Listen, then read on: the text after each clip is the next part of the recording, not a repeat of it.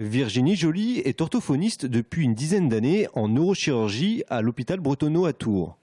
L'orthophonie est mal connue. En milieu hospitalier, la discipline a pourtant une place essentielle dans de nombreuses pathologies. On a une prise en charge qui va être beaucoup plus large que les simples fonctions langagières au niveau d'autres fonctions qui interagissent avec le langage, comme l'attention, comme des troubles de la communication, plus largement également.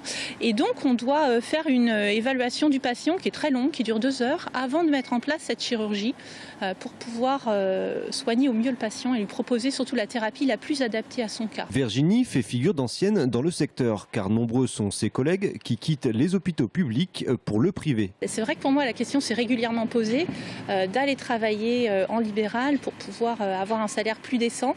Mais j'ai encore espoir que les choses s'arrangent et je m'accroche comme beaucoup de mes collègues à mon poste hospitalier, car on veut que l'orthophonie vive à l'hôpital et l'orthophonie a une très grande place à avoir à l'hôpital. Un orthophoniste en début de carrière touche un peu plus du SMIC après un bac+5. Ils sont à peine 1 millier dans le secteur hospitalier contre 22 000 en libéral. Un déséquilibre qui nuit à la formation et donc aux patients des hôpitaux.